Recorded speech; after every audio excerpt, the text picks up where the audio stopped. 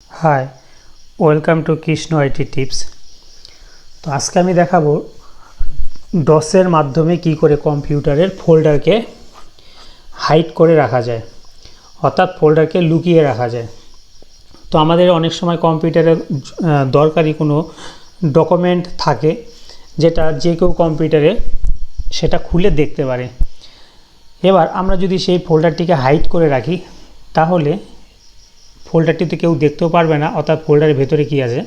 তো এর জন্য কি করতে হবে, আমাকে যে ফোল্ডারটি আমি হাইড করব সেই ফোল্ডারে আমার দরকারি যে ডকুমেন্ট অর্থাৎ যেগুলোকে আমি হাইড করতে চাই সেগুলো ওই ফোল্ডারের মধ্যে রাখতে হবে।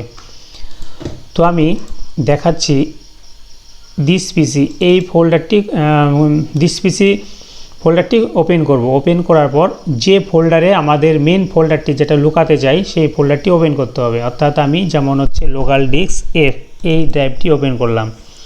ओपेन करार पर এইখানে একটা फोल्डर আছে যেমন অমিত, अर्थात এটাকে যদি ओपेन करी एर ভেতরে কিছু ফটো আছে। अर्थात आमी চাচ্ছি যে এই फोल्डरটাকেই हाइड করে দিব। अर्थात এই फोल्डरটা যদি हाइड করি তার ভেতরে যত ছবি থাকবে সব ছবি হাইড হয়ে যাবে অটোমেটিক্যালি। তো কিভাবে আমরা যে কোনো ফোল্ডারকে কিন্তু হাইড করতে পারি। তো আমি এটাকে ধরলাম অমিত। তো এবার কি করব, এটাকে আমি পাশে রাখবো। এবার আমাকে কি করতে হবে, ডস প্রোগ্রামটি ওপেন করতে হবে। তো ডস আমি স্টার্ট বাটনে ক্লিক করলাম। এখানে আমি লিখব সিএমডি কমান্ড প্রম্পট। অর্থাৎ সিএমডি লেখার সাথে সাথে এই যে কালো রঙের বক্সের যে স্ক্রিনটা এটাতে ক্লিক করে ওপেন করতে হবে। অর্থাৎ এটা ডস।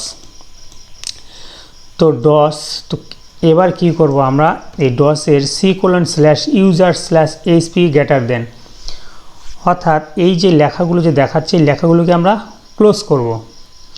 আমাকে শুধু C:/ এই অপশানটি আনতে হবে। তো আমরা কি করব, এখানে cd\\enter। তো দেখো এই লেখাগুলো অটোমেটিক্যালি মুছে গেল। অর্থাৎ C:/ গ্রেটার দেন মানে এটি হচ্ছে একটি সি প্রম্পট। অর্থাৎ সি প্রম্পট বলতে বোঝাচ্ছে দিস পিসি কম্পিউটারটা যদি ওপেন করি এই যে সি ড্রাইভ লোকাল ডিস্ক অর্থাৎ এটাকে বোঝাচ্ছে সি ড্রাইভ। তো আমরা কি করব, আমাদের ফোল্ডারটা আছে সেটা কোন drive, C drive, D drive, E drive, যে কোনো ড্রাইভই থাকতে পারে। তো আমার যে ফোল্ডারটা আছে সেটা কিন্তু লোকাল ডিস্ক এফ ড্রাইভেতে ফোল্ডারটি আছে। তো আমাকে কি করতে হবে, এবার সিটাকে এফ করতে হবে। তো এফ করার প্রসেস হচ্ছে এখানে এফ লিখে শিফট ধরে কোলন এন্টার, দেখো অটোমেটিক্যালি এফ হয়ে গেল এটা। ঠিক আছে, অর্থাৎ আমি এখন এফ ড্রাইভের মধ্যে আছি। তো এবার আমার ফোল্ডারটা যেহেতু এফ ড্রাইভের ভেতরে আছে, এফ ড্রাইভ, এটা এফ ড্রাইভ। তো আমি এটাকে পাশাপাশি রাখি অর্থাৎ যাতে দেখা যায়। আমি এখানে হাইডের একটি কমান্ড ইউজ করব যাতে এই ফোল্ডারটা হাইড হচ্ছে সেটা যাতে দেখা যায় বোঝার সুবিধার্থে। তো আমি কি করব, আমি এখন এখানে একটি কমান্ড ইউজ করব, সেটা হচ্ছে অ্যাট্রিব, ATTRIB, অ্যাট্রিব স্পেস, একটু গ্যাপ দিতে হবে, স্পেস, শিফট ধরে প্লাস এইচ, আবার স্পেস, শিফট ধরে প্লাস এস, আবার স্পেস, শিফট ধরে প্লাস আর স্পেস। এবার এটা হচ্ছে command attrib ATTRIB space blank space, একটা করে স্পেস হবে, blank space plus H blank space plus S blank space plus R. এবার ব্ল্যাঙ্ক স্পেস দিয়ে এবার আমরা যে ফোল্ডারটিকে হাইড করতে চাই সেই ফোল্ডারটির নাম টাইপ করতে হবে। অর্থাৎ এই ফোল্ডারটা কী নাম, এইটার নাম হচ্ছে অমিত, তার মানে আমি এখানে অমিত লিখব, AMIT অমিত। এবার এই দিকে ফলো করতে হবে, অর্থাৎ আমি এখন কিবোর্ড থেকে এন্টার কি প্রেস করব, কি হচ্ছে দেখি, এই দিকে ফলো করতে হবে সবাইকে। তো এইদিকে ফলো করো, আমি এখন কিবোর্ড থেকে এন্টার কি প্রেস করতেছি। যখনই আমি এন্টার কি প্রেস করলাম ভালো করে ফলো করে অটোমেটিক্যালি যায় চলে গেল ফোল্ডারটা, অর্থাৎ এই ফোল্ডারটা কিন্তু হাইড হয়ে গেল।